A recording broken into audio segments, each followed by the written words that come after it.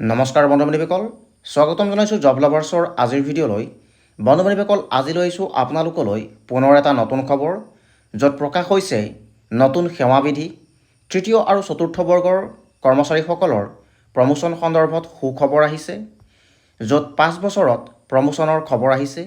সবিশেষ তথ্য মই আপোনালোকক জনাবলৈ গৈ আছোঁ, সেয়েহে ভিডিঅ'টি শেষলৈকে চাব। আৰু যদিহে আপুনি মোৰ ভিডিঅ' পোনপ্ৰথমবাৰৰ বাবে চাই আছে, তেন্তে মোৰ চেনেলটিক ছাবস্ক্ৰাইব কৰি ল'ব। শেহতীয়াভাৱে 17 মে' তাৰিখে government of Assam finance establishment B ডিপাৰ্টমেণ্টৰ ফালৰ পৰা নটিফিকেশ্যন প্ৰকাশ পাইছে। ৰাজ্যপালৰ আদেশ প্ৰকাশ হৈছে। ইয়াত অসম কোষাগাৰ প্ৰতিষ্ঠা সেৱাৰ নিয়মাৱলী 1993 সংশোধন কৰা হৈছে। লগতে পদোন্নতিৰ সন্দৰ্ভতো গুৰুত্বপূৰ্ণ আপডেট প্ৰকাশ হৈছে, য'ত 5 বছৰত প্ৰমোশ্যন হোৱাৰ কথা উল্লেখ কৰিছে। আৰু সংশোধিত সেৱাবিধিৰ অনুসৰি এতিয়াৰ একাউণ্টেণ্টসকলক চিফ ট্ৰেজাৰী একাউণ্টেণ্ট বুলি জনা যাব। ছিনিয়ৰ একাউণ্ট এছিষ্টেণ্টসকলক ছিনিয়ৰ ট্ৰেজাৰী একাউণ্টেণ্ট বুলি জনা যাব। জুনিয়ৰ একাউণ্ট এছিষ্টেণ্টসকলক জুনিয়ৰ ট্ৰেজাৰী একাউণ্টেণ্ট, ঠিক তেনেদৰে লোৱাৰ ডিভিজন এছিষ্টেণ্ট LDA সকলক জুনিয়ৰ এছিষ্টেণ্ট বুলি জনা যাব।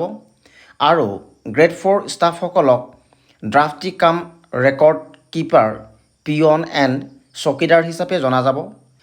লগতে উল্লেখ কৰা হৈছে যে অধীক্ষক, মুখ্য কোষাগাৰ একাউণ্টেণ্ট আৰু জ্যেষ্ঠ কোষাগাৰ একাউণ্টেণ্টৰ কেডাৰলৈ পদোন্নতি কেৱল 13 নং নিয়মৰ অধীনত গঠন কৰা বাছনি বৰ্ডৰ পৰামৰ্শ অনুসৰি কৰা হ'ব। ইপিনে চতুৰ্থ শ্ৰেণীৰ কৰ্মচাৰীৰ যি স্বীকৃতিপ্ৰাপ্ত বৰ্ড বা চৰকাৰে ইয়াৰ সমতুল্য বুলি ঘোষণা কৰা আন যিকোনো পৰীক্ষাত বা পদোন্নতিৰ বছৰৰ প্ৰথম জানুৱাৰীৰ সেৱাৰ চতুৰ্থ শ্ৰেণীত কমেও 5 বছৰ সেৱা সম্পূৰ্ণ কৰা আৰু ইংৰাজী প্ৰতি মিনিটত কমেও 40টা শব্দ আৰু অন্য ভাষাত প্ৰতি মিনিটত 30টা শব্দৰে টাইপ লিখাৰ উচিত জ্ঞান থকা কনিষ্ঠ সহায়কৰ কেডাৰলৈ পদোন্নতিৰ বাবে যোগ্য হ'ব। অৰ্থাৎ গ্ৰেড 4 সকলক কনিষ্ঠ সহায়ক অৰ্থাৎ জুনিয়ৰ এছিষ্টেণ্ট পদলৈ পদোন্নতি কৰা হ'ব, যি কমেও 5 বছৰ চতুৰ্থ বৰ্গৰ সেৱা কৰিব লাগিব। তে বন্ধু-বান্ধৱীসকল, এই আছিল নতুন সেৱাবিধিৰ সন্দৰ্ভত এটি গুৰুত্বপূৰ্ণ খবৰ। কৰ্মচাৰীসকলৰ এনেধৰণৰ ভিডিঅ'সমূহ পাই থাকিবলৈ মোৰ চেনেলটিক ছাবস্ক্ৰাইব কৰি ল'ব। ধন্যবাদ।